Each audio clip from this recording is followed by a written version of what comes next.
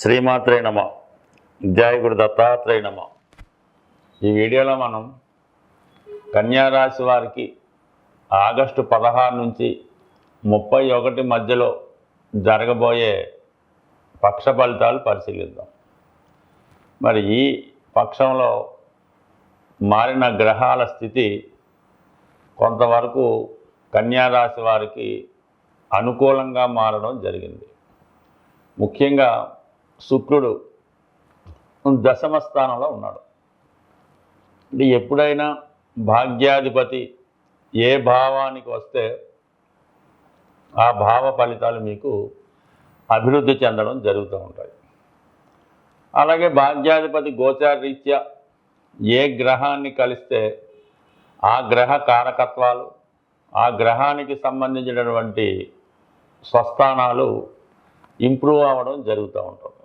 ఇంకా మీకు వివరంగా చెప్పాలంటే ప్రస్తుతం కన్యారాశి వారికి భాగ్యాధిపతి అయినటువంటి శుక్రుడు మిథున రాశిలోకి మారడం జరిగింది. ఇదే రాశి యందు ఆగస్టు 20వ తారీఖు వరకు సంచరించడం జరుగుతూ ఉంటుంది. దానివల్ల మీకు వృత్తిపరమైనటువంటి అభివృద్ధి రావడం జరుగుతూ ఉంటుంది. నూతన ప్రయత్నాలు ఫలిస్తాయి. వృత్తిలో స్త్రీల యొక్క సహకారం పెరుగుతుంది.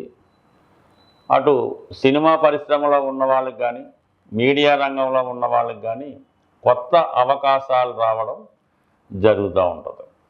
అయితే గురుగ్రహంతో కలిసి ఉండడం వల్ల మీ యొక్క వ్యక్తిగత ఆరోగ్యం మెరుగుపడుతుంది.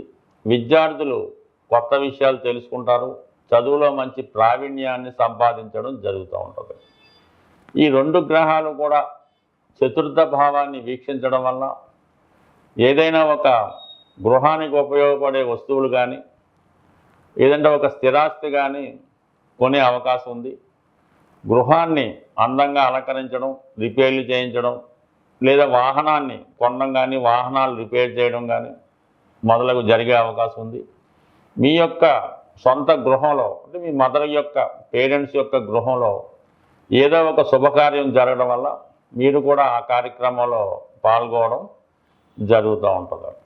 ఇక ముఖ్యంగా వివాహ సంబంధించిన ప్రయత్నాలు వ్యక్తిగతంగా మీకు కానీ, మీ కుటుంబంలో ఒకరికి కానీ వివాహ ప్రయత్నాలు ఫలించే అవకాశం ఉంది.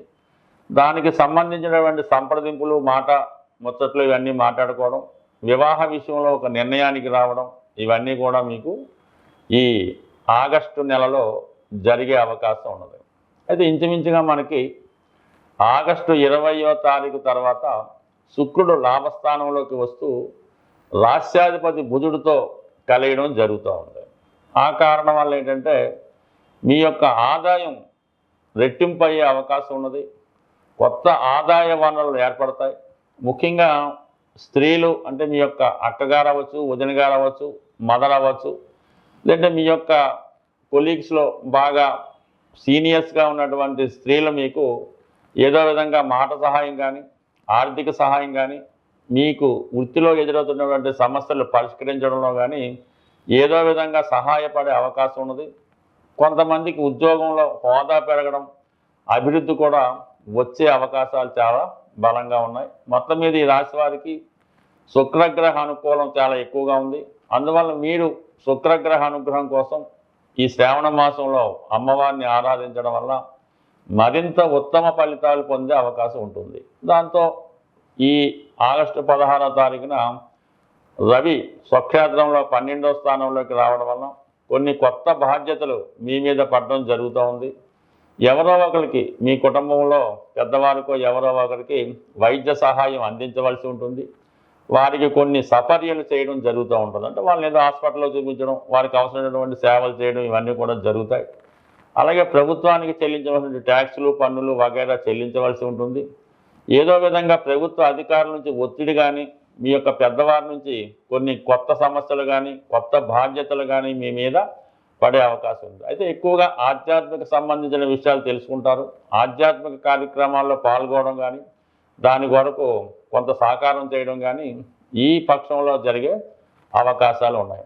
సో అయితే రాశిలో ప్రవేశించినటువంటి కుజుడు ప్రతి విషయాన్ని మీరు చాలా తొందరగా పూర్తి చేయాలనుకుంటారు. ఏదైనా పని తొందరగా కాకుండా చాలా నిదానంగా పూర్తి చేయడం మంచిది. సాహస వృత్తిలో ఉన్నవాళ్ళు, వాహనాలు వేగంగా నడుపుతున్నవారు చాలా వరకు జాగ్రత్త వహించడం మంచిది. అలాగే సరైనటువంటి సహాయక చర్యలు కూడా తీసుకుంటే మంచిది. బట్ ఏదో ఒక చిన్న చిన్న ప్రమాదాలు ఈ వారం జరిగే అవకాశం ఉంది. ఈవెన్ స్త్రీలు వంట చేస్తున్నప్పుడు, కూరగాయలు కట్ చేస్తున్నప్పుడు, వాహనాలు నడుపుతున్నప్పుడు వ్యక్తిగతంగా జాగ్రత్త మంచిది. అయితే కళారంగంలో ఉన్న వాళ్ళకి, సినీ పరిశ్రమలో ఉన్న వాళ్ళకి వాళ్ళలో ఉన్నటువంటి టాలెంట్కి తగిన గుర్తింపు రావడం జరుగుతూ ఉంటుంది. క్రీడాకారులకు కూడా కొత్త అవకాశాలు రావడం జరుగుతూ ఉంటుంది. అలాగే చాలా వరకు ఈ కన్యా రాశిలో కుజుడు ఉండడం వల్ల కొన్ని తొందరపాటు నిర్ణయాలు తీసుకుంటారు. బంధువులతో విరోధాలు వచ్చే అవకాశం ఉంది. దాంతోపాటు శని కూడా మీ యొక్క రాశిని వీక్షించడం వల్ల ఆరోగ్య విషయంలో కొంత జాగ్రత్త అవసరం. అధిక శ్రమ వల్ల అయితేనే ఏదో ఒక విషయం వల్ల కానీ, ఏదో ఒక అజాగ్రత్త వల్ల కానీ కొన్ని ఇబ్బందులు, ప్రమాదాలు జరిగే అవకాశం ఉంది. ఈ విషయంలో కొంత జాగ్రత్త పడడం మంచిది. బట్ అయితే గురువు శుక్రులు మీకు అనుకూలంగా ఉండడం వల్ల పెద్దగా ఇబ్బంది అయితే ఉండదు. బట్ కానీ ఏదైనా జాగ్రత్త తీసుకోవడం మంచిది. 6వ స్థానంలో ఉన్నటువంటి రాహు ఎల్లవేళ మీకు శత్రువులపై విజయం లభిస్తూ ఉంటుంది. మీరు చేపట్టిన ప్రతి కార్యక్రమం ముందులో ఆటంకాలు ఎదురైనా చివరికి చాలా అనుకూలంగా, మీకు అనుకూలంగా మారే అవకాశం ఉంటుంది. ప్రస్తుతం ఉన్నటువంటి గ్రహాల స్థితి మనకి అనుకూలంగా ఉన్నప్పటికీ కూడా చాలా ప్రయత్నాలు విఫలమవ్వడం జరుగుతూ ఉంటుంది. ముఖ్యంగా చదువు పూర్తయిన తర్వాత 2-3 సంవత్సరాల దాకా కూడా ఉద్యోగం రాకపోవడం, అలాగే అమ్మాయిలకు కానీ అబ్బాయిలకు కానీ ఎన్ని ప్రయత్నాలు చేసినా కూడా వివాహ సంబంధాలు కుదరకపోవడం జరుగుతూ ఉంటుంది. ఇంతకాలంలో అమ్మాయిలకి వివాహానికి పెద్ద ఇబ్బంది లేదని చెప్పినప్పుడు కూడా చాలామందికి సరైనటువంటి వరుడు దొరకపోవడం వల్ల వారికి కూడా డిలే అవుతుంది. సో దీనికి ఏంటి కారణం? జాతకంలో దశలు అనుకూలంగా ఉన్నాయి, పిల్లలకి అన్ని అర్హతలు ఉన్నాయి, కానీ పెళ్ళి రావటం లేదు, ఉద్యోగం రావట్లేదంటే దానికి కొంతవరకు మనం నివసిస్తున్నటువంటి గృహం కూడా కారణం అవడం జరుగుతూ ఉంటుంది.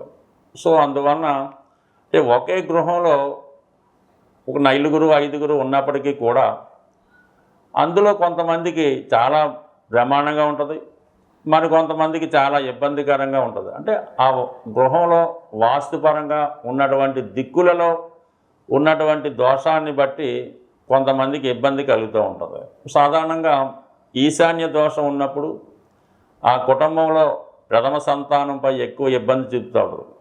ఆగ్నేయ దోషం ఉన్నప్పుడు 2వ సంతానం మీద, స్త్రీల మీద ఎక్కువ ప్రభావం చూపడం జరుగుతూ ఉంటుంది.